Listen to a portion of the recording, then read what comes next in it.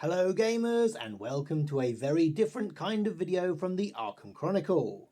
Over the next few weeks, months or years, we will be following the design of a game or event from start to finish, or at least from start to train wreck of Fire Festival proportions. The advice that is often given to new authors is to write what you know. And thanks to the hidden educational value of tabletop games, we now know about the Roman Empire, spaceships, fantasy settings, a grim dark future, superheroes, the final frontier, other worlds, and samurai. Plus the breaking point of most tokens and more about sleeves than you can shake a stick at. But that is by the by. If you look at most of the videos around here, they focus on Arkham Horror, so that seems a good starting place, right?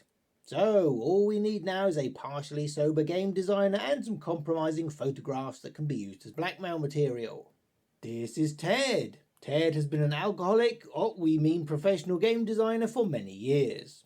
Look, here he is attending a convention. And here he is working on a prototype. Here he is navigating the tube.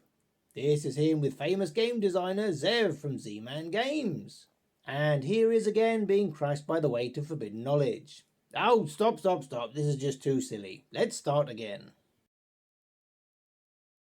Hello, my name is not important, and you might know me from doing voiceover work on YouTube videos. After being bribed with an obscene amount of Toblerone, I reluctantly volunteered to design a game or event and have all of you come along and watch the hilarity. It might convince you that designing your own game is probably way too much hassle.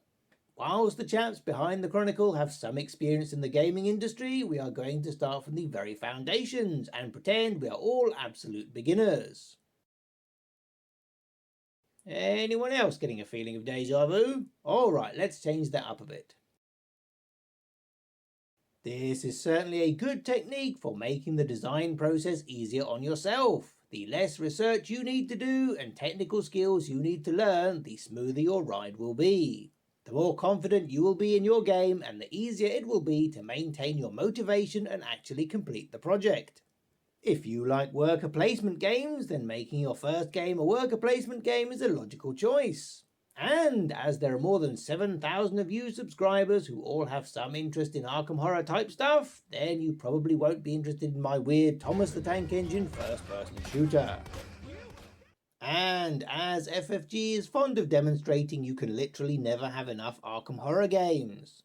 That's the theme sorted out, and as you got to choose that, then I get to pick the mechanics, right? Okay, so I'm going to choose the genre of event-based gaming. Event-based gaming is a game that you have to attend, rather than one you buy in a box and play at home. An escape room, live role-playing, some murder mysteries, and megagamers, for example. Usually these are events that require so many players or so much space you can't fit them into your living room. Well, there's already at least one Arkham Horror themed escape room. An Arkham murder mystery deduction game sounds cool, but I'm going to skip over that for the minute. Live roleplays are often very expensive, requiring player costume, NPC costume, safe weapons, props, maybe expensive metal armor, and not to mention a castle in Poland. So let's look into the idea of an Arkham Horror style mega game. Well, that sounds like a great topic for part 2 of